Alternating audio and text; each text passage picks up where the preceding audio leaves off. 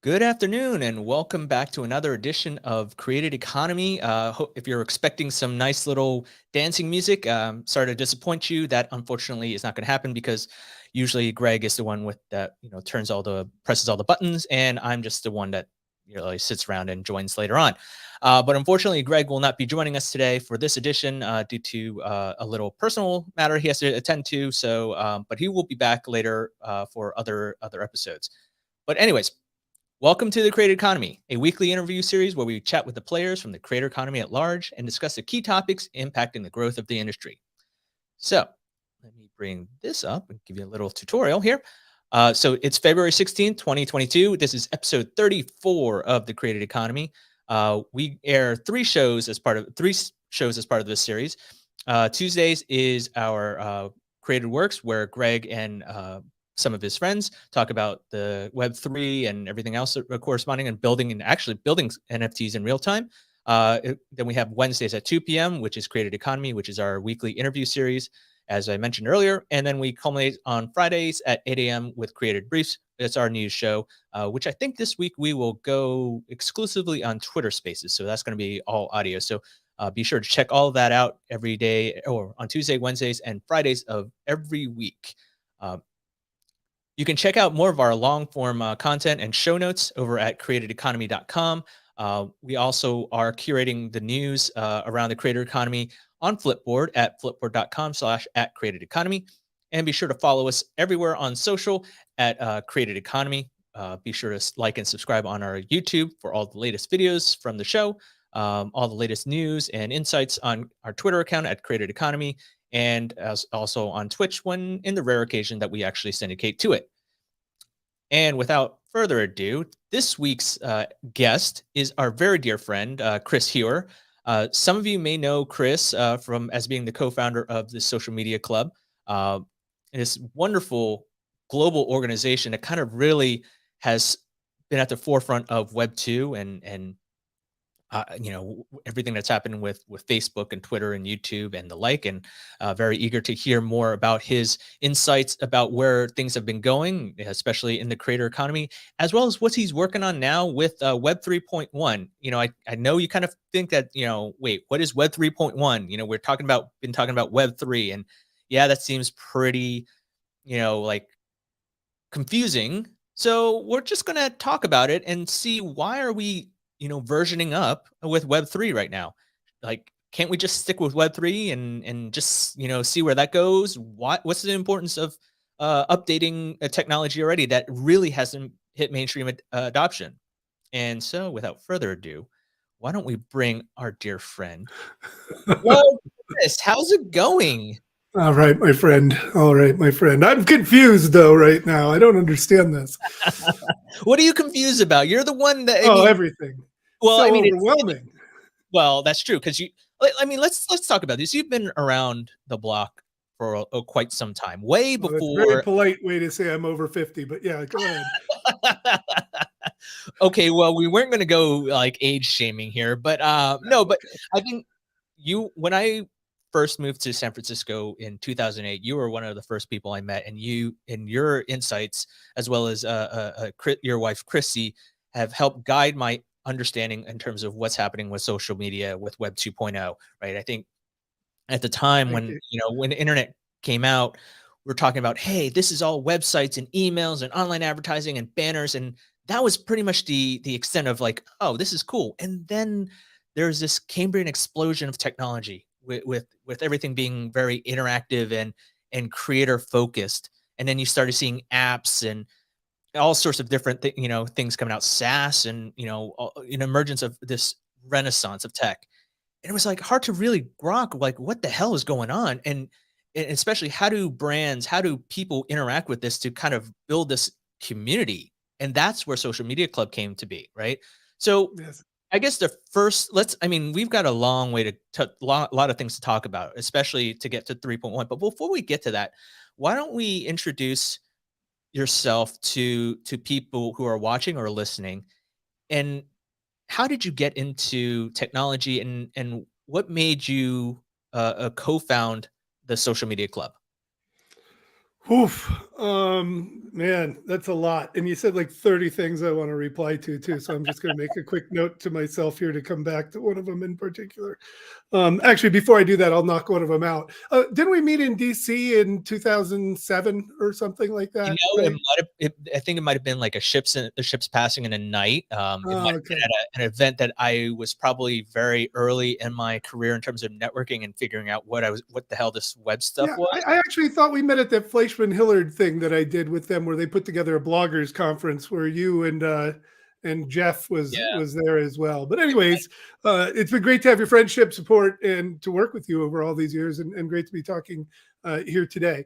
So yeah, so what we're doing really is getting the band back together, and the same things that inspired us to put together at the time Web 2.1, which we called Brain Jams, and eventually that really became Unconference. And I was very fortunate to attend the first bar camp and saw what was happening there. And I said, you know what, we need to expand this conversation. We need to bring in more people. We need to bring in more of the users, really. So in many ways, I was looking at it as a web user group across all technologies, inspired by what one of our friends and ultimately co-founders, Howard Greenstein, did with the WAC list in New York in the mid 90s, which was the World Wide Web Artist Consortium. And as you coming into San Francisco 2008, I hope to provide that similar experience for hundreds and thousands of more people by providing them a welcoming space to figure out how to get into this, how to actually use the technology, not just in speculative ways in the hopes of getting rich or whatever other things people might be doing, but in ways for actually changing the nature of our socioeconomic foundations, how we interact with one another, how we create value together. And then more importantly, as a couple of my colleagues and I were able to work through the other day, and much credit to Michael Moon and Stephen Gans in particular for this, as we started framing Web3 and looking at it more, what we recognized was that, we've got a kind of a minor shift evolution here. And it's greater than just a version number. And of course, part of 3.1 is meant to be a little cheeky or, irreverent about the fact of versioning the web. What it really is, of course, just a kind of slogan, a mantra, if you will, a symbol for people to get around. And we can't underestimate the importance of that. As social media became the kind of main symbol more so than Web 2 over the years, something else will emerge over Web 3 and Web 3.1, and that'll happen. So anyways, I'm getting off track here a little bit.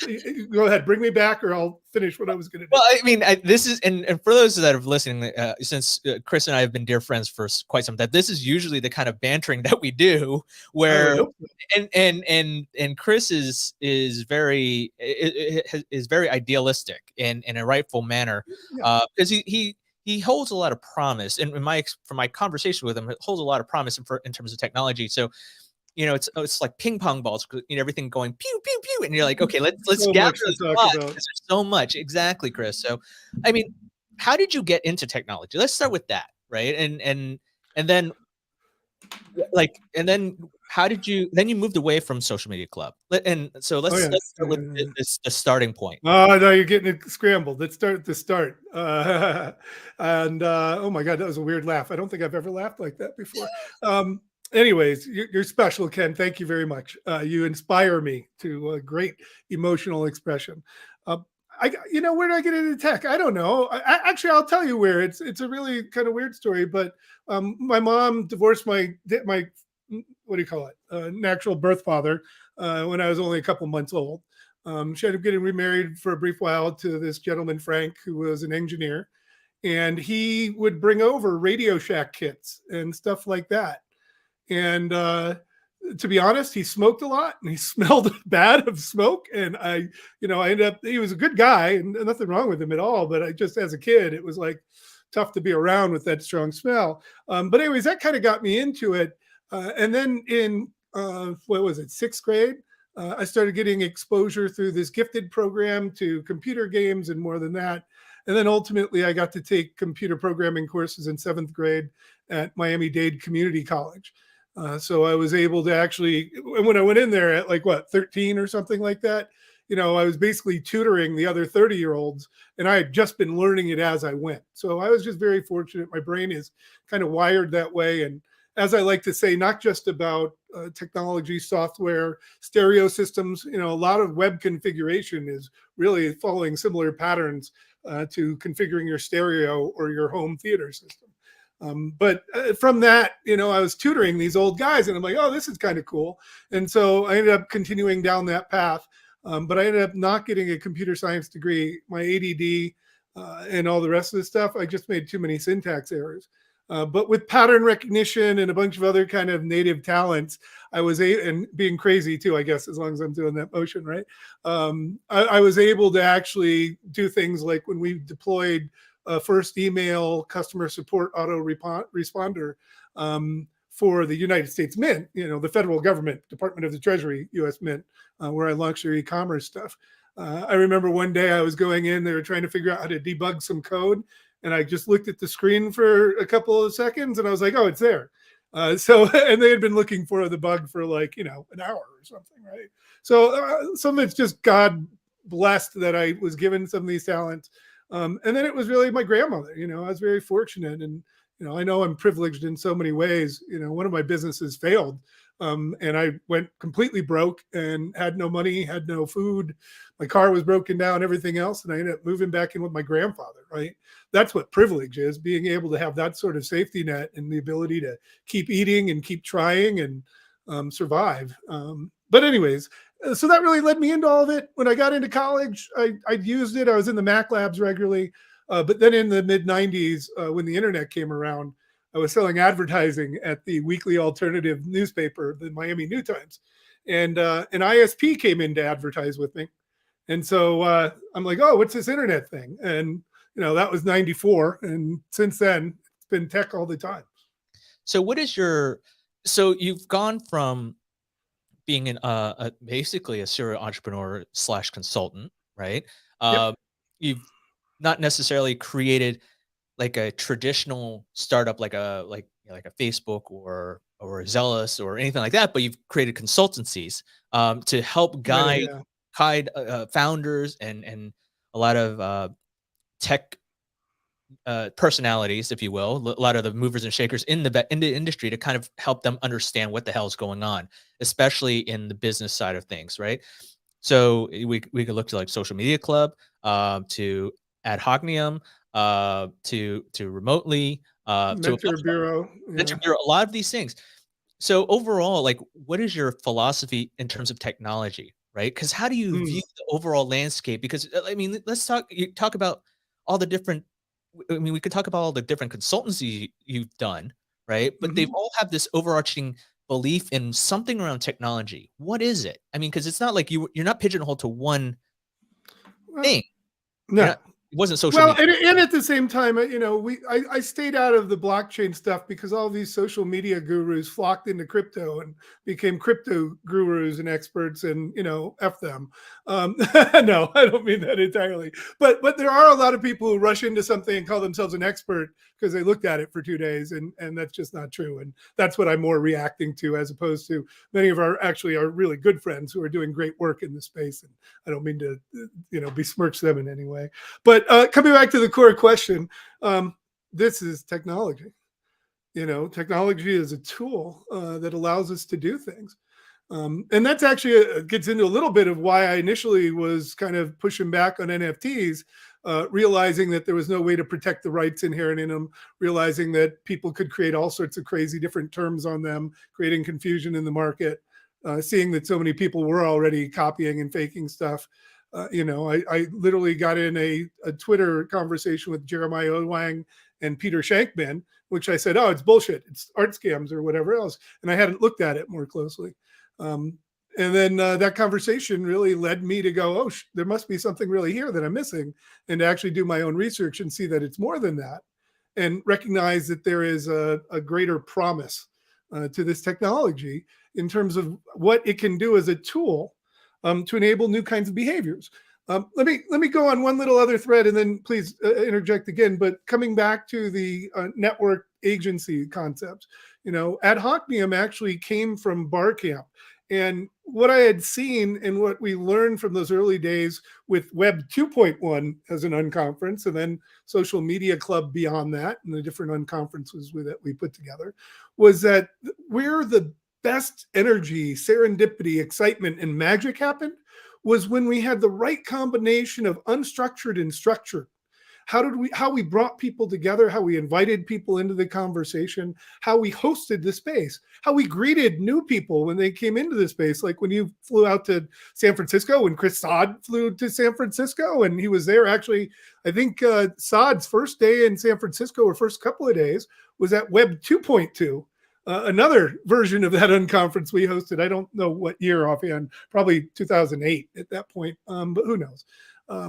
Anyways, it's just been a very, very, I'm off track now because all of a sudden I was standing in the Microsoft conference room next to you, Greg, and Chris Saad. So I'm sorry about that. Help bring me back, please, Ken.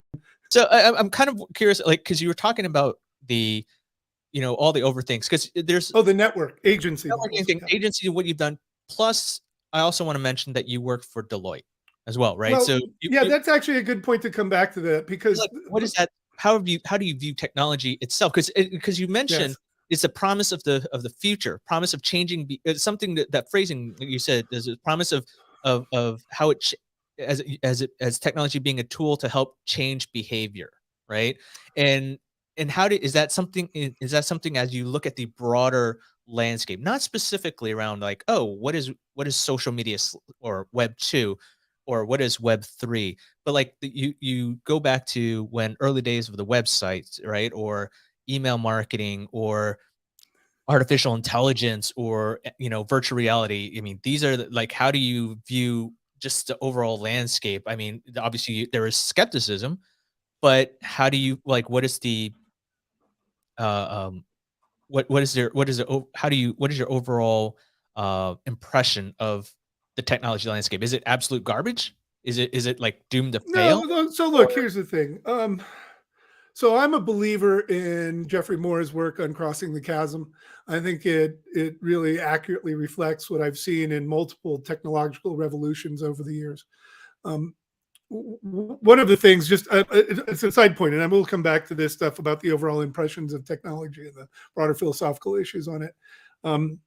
But we actually, when we did this Web 2.1 stuff and built Social Media Club was an idea of a borderless, decentralized, co-owned organization. And, as I started investigating in NFTs and understand their utility, and then NTTs and some of the other variants of this stuff, and then seeing where we were at, I realized that this was the moment to come in and help do sense making, and to start convening the people who cared about human-centric values as opposed to power-centric models. By that, I mean concentration of wealth, concentration of power, Putin, commanding and controlling the world through his actions and what he's doing now. Like the people who play for that game, as opposed to those who think about creating value. It's a different world. But what I've noticed is, and what happened with Social Media Club, was that we had shared values around sharing and helping one another. And so I'm looking to bring that into play here with Web 3.1, where we have some credibility because we've already done these things. But what it was at the time was a recognition of the connectivity, not just the technology itself, but what it provided, and the context that it put in the world for how we could interact with one another, that it created entirely new models for how we communicated. And what we did at the time to have these chapters in cities all over the world, ultimately 350 cities, not only couldn't have been done without the technologies and platforms like Twitter, and at the time we even were on Ning early. And anyways, a lot of other stuff. So these technologies enabled new ways of us to connect with one another. And I always screw up the quote, but what's his name? Antoine Saint Antoine du Exupéry, right? Nothing like the communications of the mails, of trains, and everything else has had a more prominent effect on humanity. And so as we're looking at that today and thinking about this technology and this next generation, Don Tapscott really had it right in his Blockchain Revolution book, talking about this being a way of communicating or transmitting value, not just information. But what it also does in our mind is it actually changes the way that we're looking at things, where for a long time now we've been talking about the sharing economy.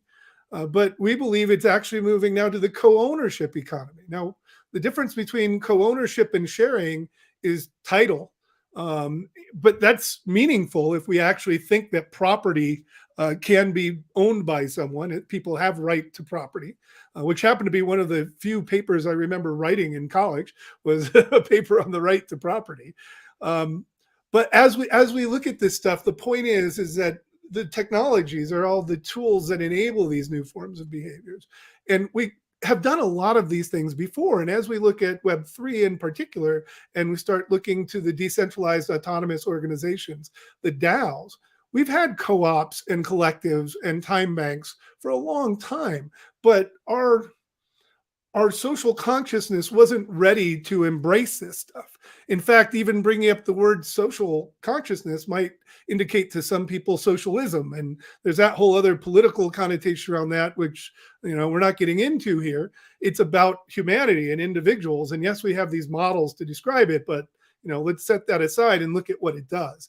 And the ability to give people actual real ownership. And when we get through the regulation and all the legal shit that's going to shake out around NFTs and DAOs and the rest of this stuff, and it'll probably take 3 to 7 years based on past experience, we'll have this place where it's just going to be enabled by the technology that you and I right now could decide that we're going to start a new business, and that we could go ahead and set it up, have all the legal financial stuff established within the course of 15 minutes. And you could be halfway around the world, and we're not dealing with local jurisdiction laws. We're not dealing with other stuff.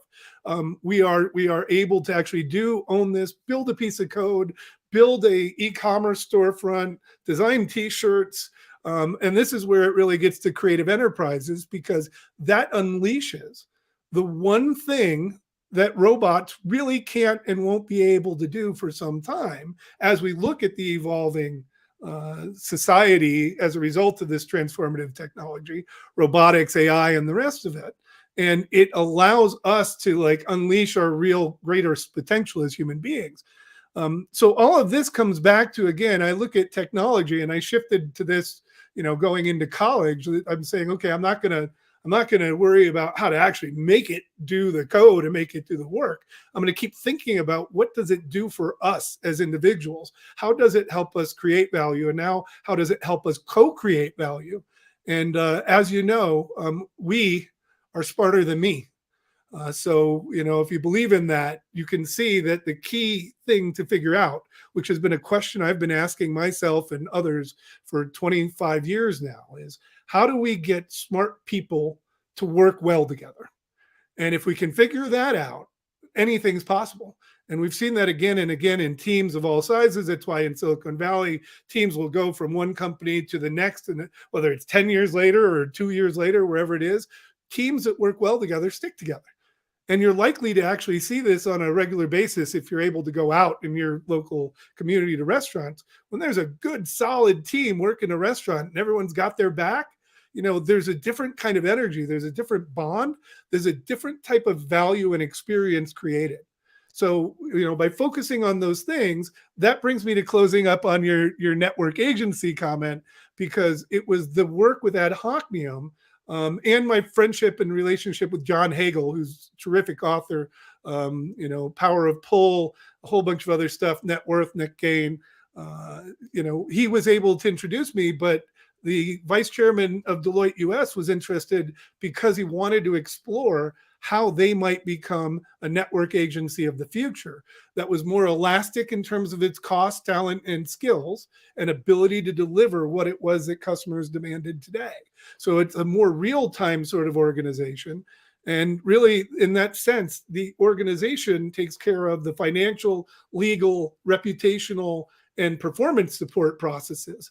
So as I'm looking at the DAO and what's ahead, One of the things that we're hoping to be able to get from this is to actually perform and put together, I'm sorry, I used the wrong word, to put together a Web3 sort of professional services guild, where people are going to be able to connect with each other, create their own guilds within it, inside the framework, and have shared values that serve purpose-built companies and creative enterprises like those in the creator and co-creator economy. So what is this? I mean, we've seen probably, let's say, I took you through 30 years, by the way, in those last well, 6 minutes. I'm going to So break down the 30 years before we dive into, please, I'm sorry. right? So, or we'll dive in before we dive into get into the next, 30 days rather. Sure. So there've been, let's say, three major, and my history is off, so I'm just going to stay with the Yeah. three major, uh, um, defining generations of tech in at least in our lifetime, right? Or at least in the past 40 years, right? You have web 1.0, as we talked about, websites and everything like that. Very static pages, email marketing, online advertising, Google and everything like that. Very one directional type of, output driven type of technology. At least on the web. Web 2.0, social media, very community oriented. Hey, let's gather together. Let's find people of like-minded interests or whatever, and be able to converse without having to pick up a phone or like do it in real life chatter. Um, and brands can now have a better interaction, real time interaction with their customers and their clients. Now you have Web 3, which is now, we went from individualism to we live in public to now, okay, now we want to own our data and be somewhat a little bit more private, right? Private Mhm. can be Yep. that Well broad done. definition of private, right? It can be do whatever we want. Like you own your data, you want to have some anonymity, or you just don't want someone to be able to see who, what you're doing. Right or wrong, that's the way the landscape is. Based on everything you've just talked about, Chris, in terms of bringing humanity back into this, three generations have come in, like 40 years. Why has this not been done yet? Why are we not talking about, like, has anyone been doing this? We Oh, don't see. yes. Oh, Oh, yes? yes. And it has been all along, but what happens is we get to, we get to 1999 and the irrational exuberance, and the pursuit of the money. And then you've got venture capital that's structured for 100x flips only, focused. One of the worst things is VC capital not letting people solve the big problem together, but instead funding those point solutions that only serve one part of the market. Anyways, there's a lot more to that as we go, but we certainly, I mean, you just talked about it, bringing people together, enabling people to express themselves. We were able to do that, by the way, in Web 1. We just had to do it with HTML and FTP and, Photoshop. And that was our toolkit, right? That's all we had. But again, what's different now is that we're having a similar sort of exuberance. There's a tulip mania, if you will, in some spaces. Some of it's actually warranted, which is hard. So I don't want to be I'm not a total naysayer. I mean, there's amazing projects that are going to fund people of color, fund communities, build startup ecosystems, and the DAO is becoming a vehicle for doing a lot of that.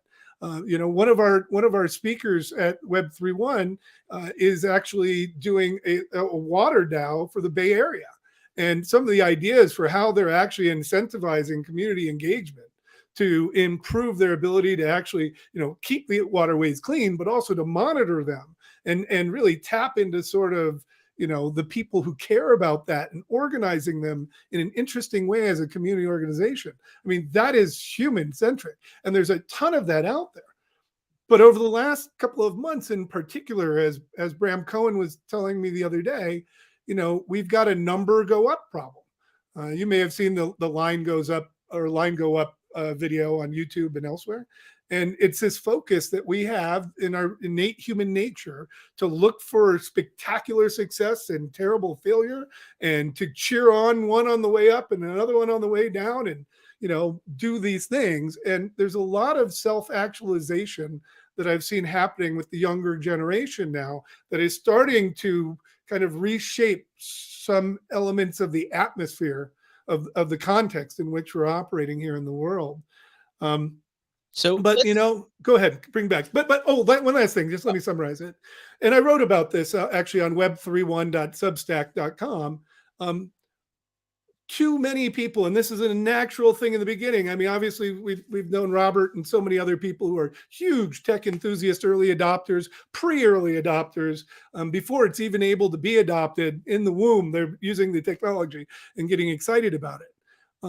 But too many end up excited about the technology itself instead of about the people who they're doing it for. And one of my biggest mistakes as an entrepreneur over the years that I didn't realize until I started working as a lead mentor with Google and their Launchpad was that I would fall in love with my solutions instead of the problems.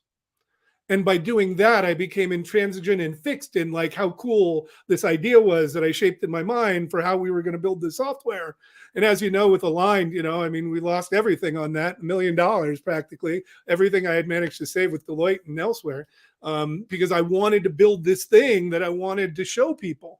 And I wasn't in love with the problem. I wasn't in love with helping the people. So that's a really specific way of talking about what I mean by connecting hearts and minds with and across Web3 to understand that that's really where we can create the most profit, where we can create the most impact, where we can actually create the most personal satisfaction, and where we can actually get the best teams built, because there is a shared passion and this vision for a better tomorrow. And when that becomes a part of the focus, it's beyond customer centric, right? It's mission centric, it's vision centric, it's purpose driven. And all of those terms now are becoming more in the forefront. So, by bringing that together with this Web3 technology, Web3 is still a little early. It's rough around the edges. It's hard to get into. There's a lot of other challenges, a lot of confusion, FUD, fear, uncertainty, doubt. But now's the time to get some more of the more courageous community leaders and business people and average everyday citizens and journalists and, the people who are going to be affected by this to have their voices heard. And that's really kind of the big goal of this ultimately, is to bring those people together and to bring the leaders who actually embrace those purpose-driven organizations and do have human-centered values and heart-centered leadership, that we're able to bring those people together and support them to make that the dominant force in the world, instead of allowing spammers and scammers to basically reign over the day and the future. So let's talk about the Web 3.1. I think we've kind of kind of really skirted the issue, skirted the main issue for quite some time here. But let's dive into that, right? Because now you are working on your next big project is, as you mentioned, Web 3.1. You've touched on what Web 3.1 is from a philosophical standpoint, but the main project the deliverable here, the product is an unconference. So Correct. those that are kind of like, I've heard the word before, but is it a conference? Why are you throwing "un" in front of everything? Is it like one of those techniques where you have to apply an E or an I to everything? So is it now an E? What the hell is an unconference? And why should people care about attending this event? Like, what am I supposed to learn from this? Or what will I learn from this? Thank you. So there's three questions in there, and I'll do the first one. The one is on. The second one is the event itself, and then the takeaways. So I'll just write that down so I can actually get through those properly.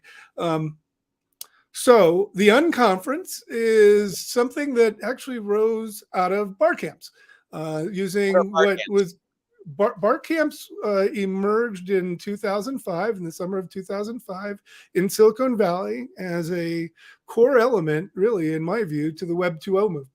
And what I experienced there was competitors collaborating, people just jamming on ideas like jazz musicians, and sharing what it is that they were working on, sharing what they were passionate about, and connecting with each other And from that, companies were formed, relationships were formed, babies were made, all sorts of crazy things were happened. But it was about that coming together around a shared interest with shared values.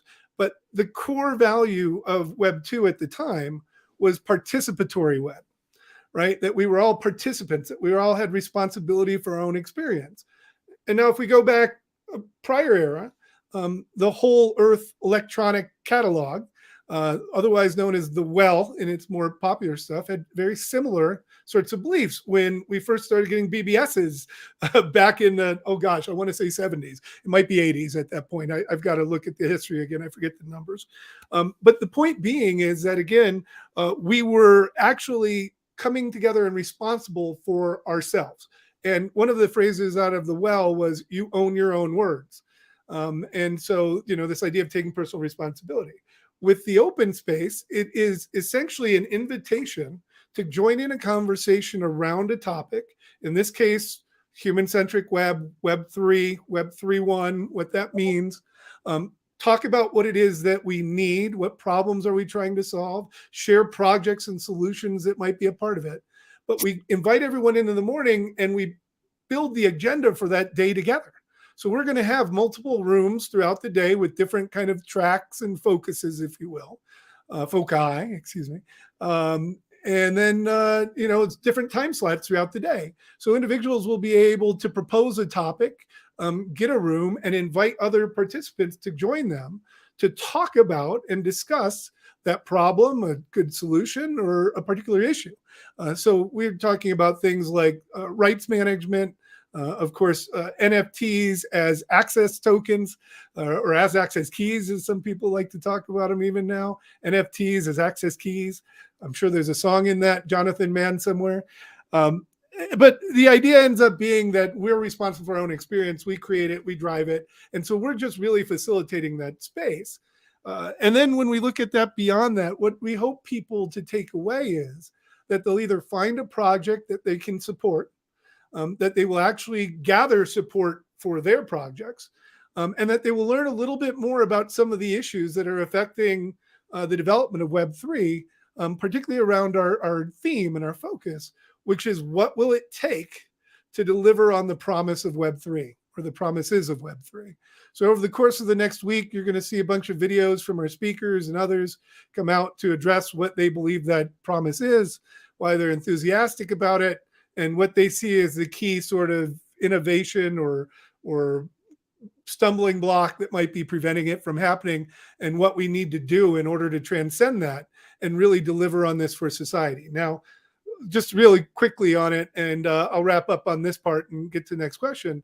The big promise, as many of you know who have been looking at this, is decentralization. Well, the big promise of Web 2.0 was democratization. Is there a lot of difference between the two? There's some, but what it means is putting power in the hands of people.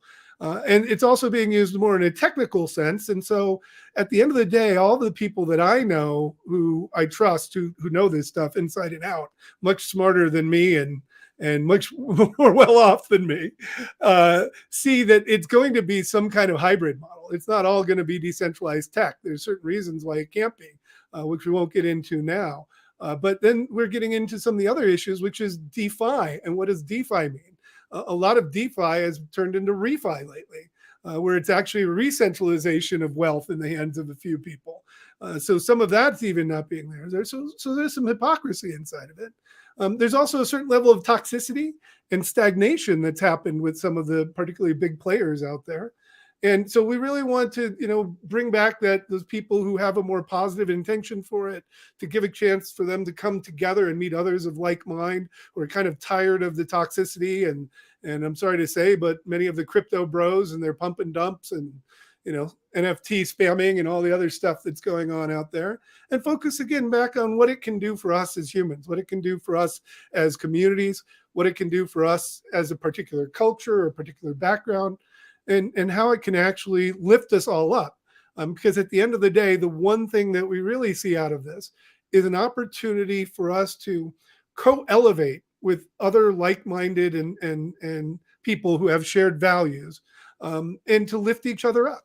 And as you know, we did Rising Tide a number of years ago as a small little community experiment for about a year.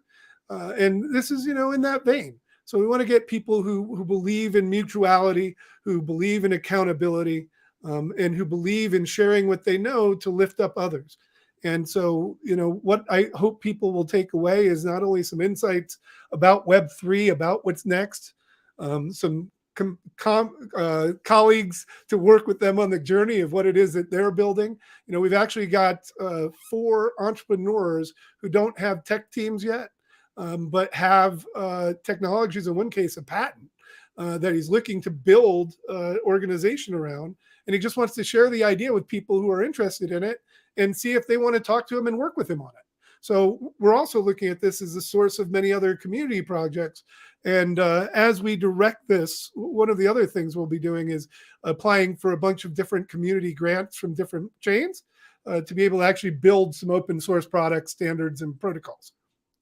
So, I mean, what is based on what I'm gathering from everything that you said, you're the unconference is more of more like an advocacy play, right? In terms of, I think for when people that might hear like Web 3.1, they're thinking, okay, it's this new era, another whole new era of tech. Like, wait, it's like saying, hey, here's 6G. Like, wait, hold on, we're not even we haven't totally figured out what the hell 5G can do. Well, but meanwhile, people are already working on 6G. So it might not be a thing, but people are working on it.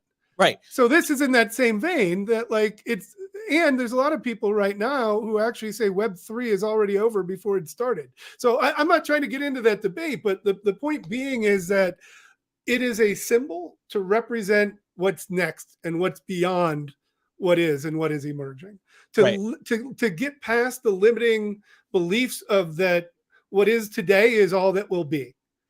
And so part of it is actually a neuroscience device to get people to let go of those limiting beliefs of what other people are calling it, so that we can actually help to define what it should be. Right. So you're not suggesting like a fundamental shift. Like, I think you're trying to get in on the ground floor of Web3 early, so to speak. Because Web3 is still very much very early. Yeah. And yes, again, not ready for prime time, by the way. Let's just be clear. Totally not ready for prime time. And as you said, there's a bunch of scams at play here.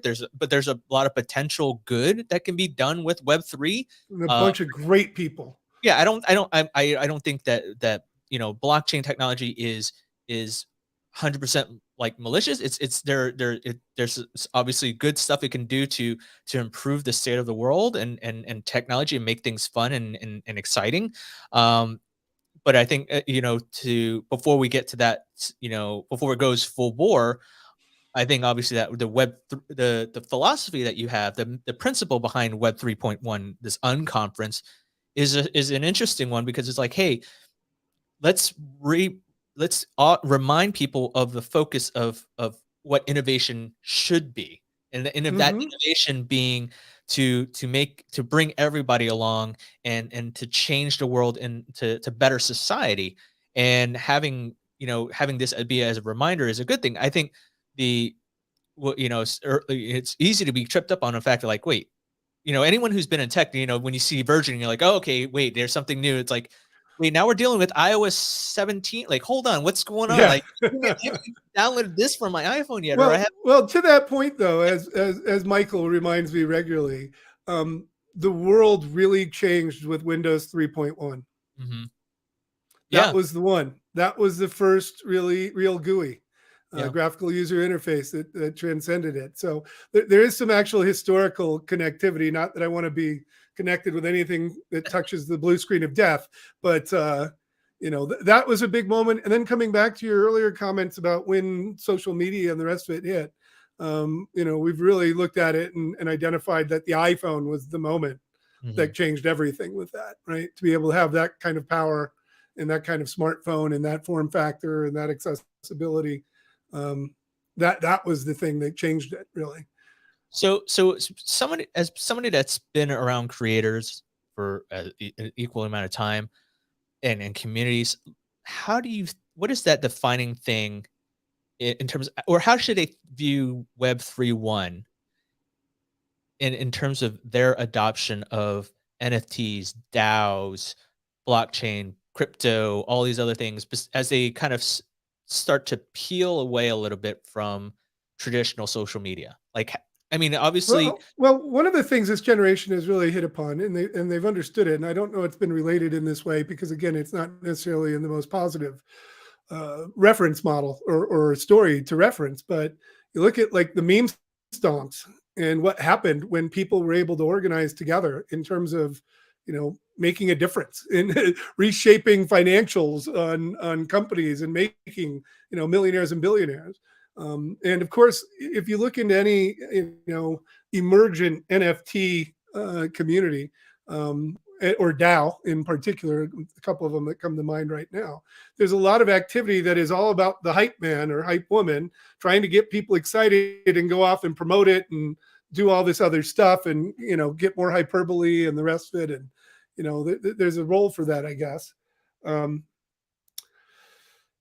sorry, I get distracted by that because it really just bums me out because there is this ability to really create value. And so for those people who are actually focused on creating value and experience, and it's more than just an image, but it represents something more meaningful. It provides access to a community. One of the things we're looking at for the Web 3.1 DAO is selling essentially a token that is your annual pass to all of our ongoing education. Right. And so there's a lot of things that can be done like that, but it starts with that we want to educate people. It doesn't start with that, oh, I can make a lot of money by selling these things that are, digital files. yeah. So let's dive a little bit more about how this is almost like a unique conference, right? Well, it's it's tailored for the Web 3. It's built around Web 3, rightfully so. But I think it's different from the mainstream conferences that I guess the status quo conferences that we've come Well, we are also hosting a leadership summit the day before with a lot of headaches and right. programming and scheduling and speakers and all that. Well, let's talk about those two for two different, because they're two different. Sure. They're same event, same conference, two different events. Yes. What is the difference between the unconference? Because you've already defined what the unconference is, what an unconference is in general. What am I going to get from that versus going to the leadership summit? Because the unconference is free, correct? Yes, correct. Yeah, well, it's free because we want to make sure that it doesn't exclude anyone, that everyone has an opportunity to come participate and learn. But it's not free to produce. Right. The actual per head cost is somewhere around $5 to $8 per person, and so we're expecting a few hundred people. So we have to offset those costs some way with sponsorships and ticket sales. But what we also wanted to do was provide an ability for the leaders of these enterprises and these organizations and people who are professionally endeavoring to create something, commercially viable, to be able to come together and connect with one another. So we've created, a full day of programming. Other than a couple of keynotes, there's 3 tracks going on all day. And so there's about 30 or 40 different speakers who we've tapped into with pre-programmed content with specific educational objectives, like around how to manage community-driven organizations. What does the governance need to look like? How do we create a culture that induces ongoing engagement? How do we overcome the tragedy of the commons to sustain communities? As well as getting into some of the aspects about digital rights and some of the legal components. And then again, addressing, these issue of DAOs and some different DAOs as examples of the sort of community impact. So what we found in that early work where we started looking at structured and unstructured was that depending on the invite, you would get a different type of person. And what we found was that business users, so to speak, if you will, the suits and the sweatshirts is one that we've used over the years. You may remember John Beeler and I did the talk. It was his talk idea. He invited me in on. I was very grateful for that. On do the cool kids leave when the suits arrive, which was a great session on that deals with this sort of issue. But what we found is that there's nothing wrong with wearing suits. We should say that. Nothing at all, or sweaters or polos or loud shirts. But what we found was that they would only come if they knew what they were getting. Mhm. And with the unconference, you don't necessarily know what you're getting. You have to buy into the space and the invite and showing up and doing the work. But if you do that and you invest the time, what might come is unfathomable. Right. Like, and you've seen this, you've come out of events that we've produced that where it's like you met somebody or, new gigs or whatever it might be, new clients, and some great photos that you've taken over the years out of all of those as well, of course. That who knows what some of those photos lead to, right? So you just don't know.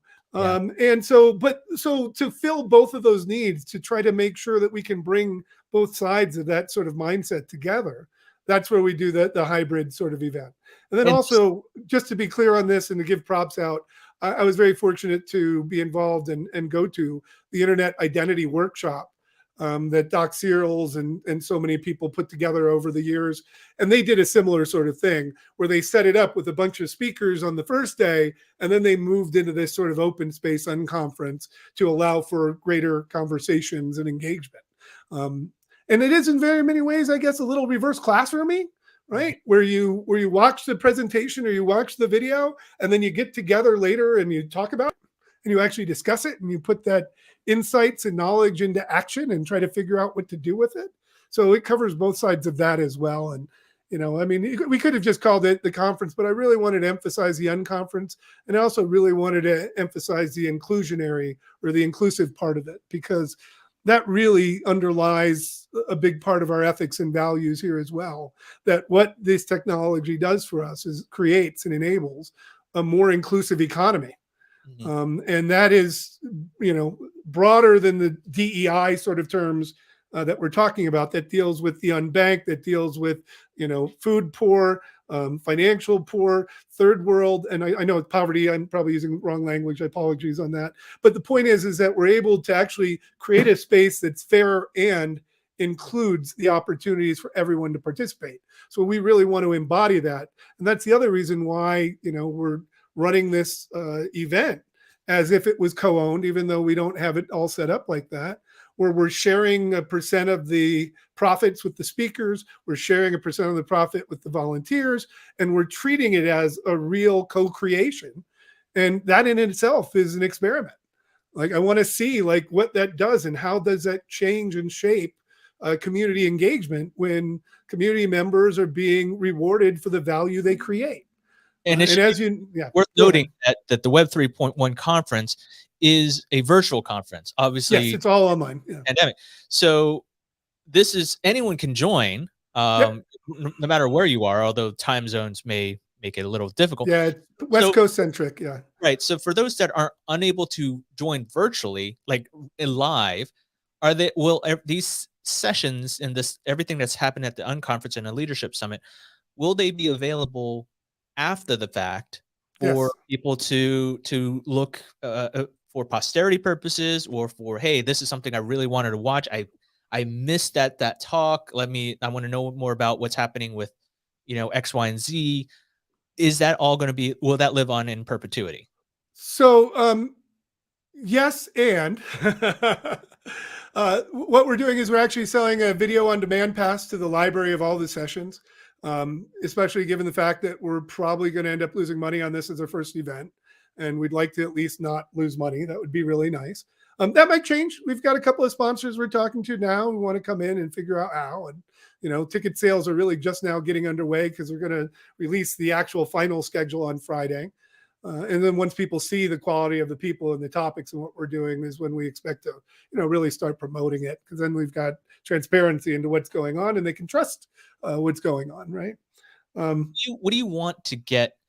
What would you say that would define this event as being a success? Because this is obviously the first year, and we all know how first year events can go, especially conferences. Yeah, But it's like, what, but this is a big undertaking or for various reasons, not just because it's an event, right? Because it could potentially shape a new era of technology, right? Or an that's the emerging idea. technology.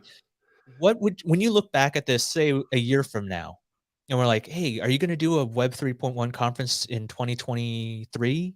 Like, what would you say, would help answer that question? Like, you look back, this is Well, there you go. There's the success. I mean, it does it. So again, so my definition of success for Social Media Club, I had bodacious, uh, big, audacious, hairy goals. Some of which were actually realized, and many of which weren't. You asked me at the beginning why I got involved with Web 3.1, and I expressed again that comes back to the same reason why we did Web 2.1. And that's because I'm concerned about our species. I'm concerned about the continuation of humanity. And back then, my hope was in our idealist mind that the technology would enable us to see each other and find our common humanity instead of focusing on the differences. Obviously, I was misdirected and wrong on a lot of that on many levels, but it still happened.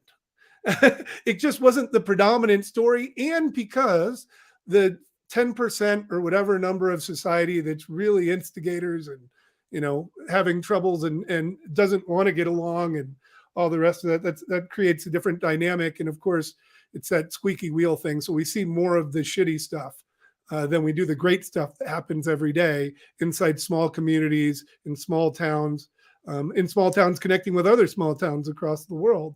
But the predominance of that experience is positive, despite the recent decline in public discourse resulting from our uncivil war. But now I'm off the question again. I'm sorry, because I went back to this like, stuff. what is your definition of Yeah. success? At the end of, because you Well, mentioned it's about survival of the species. It yeah. really is. And what it is it's about making this the predominant conversation. And this, of course, as you know, from dealing with me over many years, it's an ambiguous thing. I see things and I'm not always the best at communicating them. There's times where I am in zone and it's just coming out of my heart and I don't even know what I'm saying necessarily. Not that I'm speaking in tongues or anything, but just it's flowing from who I am because this, of my experience growing up and everything that I've had and what I've found and the people who have touched my life and in the different ways and my desire to show, that we're all imperfect humans and I'm the most perfect example of an imperfect human. But that we control our destinies and our circumstances. That, like myself, a kid who grew up in the Midwest to a disabled mother growing up with a grandparent and eating government cheese. Not that, it was a good middle class thing. I'm not saying, we were dirt poor or anything like that. I got a college education, very privileged in many ways. But that regardless of those circumstances, that we can take charge of our own lives and we can create the sort of future we want. And what I see now is that if we don't get together and do that now, we're not going to have another chance to do this. I had really hoped social media would be the catalyst to reshape society. And in many ways it was. And in fact, maybe we needed to go through some of those pains in order to make the realizations, like they say about getting involved in politics, that we have to be engaged in there. But this is, another arena in which more people need to be engaged and understand, and in which we need to create an understanding of each other, mutual respect. And it starts by, finding the tribes and the groups of people and the communities with which you can do that. And so what would be successful is that if people, whatever name it comes up to, or if it changes names or whatever it might be, however this evolves, is for people, 10 years, 15 years hence, like yourself, to say, I met Chris and I went through this thing and like, wow, that's such a great group of people there. And like, it really affected my career and I was able to make contributions here. And, maybe I met a spouse or a partner or whatever that might be, created a new business, created income, found my way. I can hardly take credit for it, but of course, our dear friend, Mark Horvath with Invisible People, still credits going to Social Media Club LA with one of the key moments for helping him break out and learning how to get his story of the homeless people in LA and around the world to get better coverage, to get better support, and to make the sort of impact he does by walking around the street handing out socks, right? And so what would be successful is in a few years from now, hearing more of those stories. The numbers, they'll be whatever they are. The number go up thing, that's great, and it is a representative of the significance and the energy within a movement, just as it is in a video game or a bank account, or in an NFT price, I guess. But what's really matter is that we're able to touch and affect people's lives, and if we're doing it there, we know that there's a scale beyond that we'll never see. So we're running short on time. So quick Yep. 10-second answer here. Who should attend this the Web 3.1 unconference? Well, definitely, we definitely want creators. We want to talk about the co-creator economy, as I mentioned, and what it means to do that, and some of the new mechanisms. Jennifer Navarrete is going to be speaking about the new podcast standards that allows for revenue splits on podcast streams and recorded podcasts. If you're involved and interested in figuring out what a DAO is, how you might use that, if you're actually already involved in one, we'd love for you to come and share what it is that you know. So anyone who's in the Web3 space or leading, we have, like one of the founders of Coco NFT, he's going to be talking about his journey from the startup hackathon into actually running this business and doing this now NFT marketplace that lets you turn your Instagrams into NFTs and offer them for sale. So it's really just, if you have an interest around this, or if any of the stuff that we've been talking about around society, around economic inclusivity, around this sort of emergent technology, is important to you. And if you are concerned about the direction that a lot of it's heading, even more reason for you to come and join and support us if you can. Cool. And so a little bit of disclosure, I should probably put that at the beginning. But Greg and I will be actually speaking at the Web 3.1 unconference. And we have this nice little discount code for you. So in case you want to attend, I believe this is a discount for the Leadership Summit. If you go to bit.ly/web31 MAR22 and use the code Yeung, YEUNG, you'll get some cut some discount on about 35%. So yeah, the cost of the Leadership Summit is $310, and then with the discount code, it goes down to $200, and that basically accounts for like 30 different unconference attendees as well. Cool. If you want to think of it as the scholarship price. Well, yeah, and then if you want more information about the Web 3.1 conference or to register, you can obviously use that bit.ly code, or you can go to web31.xyz. A lot of great speakers lined up for them, including our very dear friend Brian Solis, and a bunch of others. But thank you, Chris.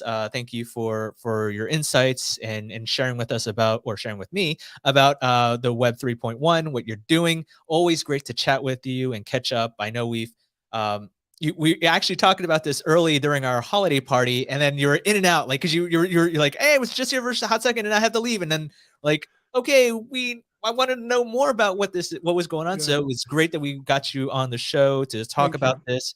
And then good luck with everything, and we will see you in a couple of weeks at the Web 3.1. Yeah, it's under 2 weeks already. So yeah. And if you're out there, I'm going to be at ETH Denver starting tomorrow. So look for me somewhere around the event, and hope to meet up with more people. Cool. Well, thanks, Chris. Appreciate it, and chat with you again later. Thank you so much, Ken. Really appreciate you sharing with your community. Cool. All right. Well, thank you, Chris, for joining us. A little bit of housekeeping before we wrap up. Stay tuned. Come watch us again next week, and we actually have more amazing guests lined up for right through March. Actually, next week is Sammy Kaufman. She is in charge. She works at Linktree, amazing company that kind of been out there talking about link and bio stuff.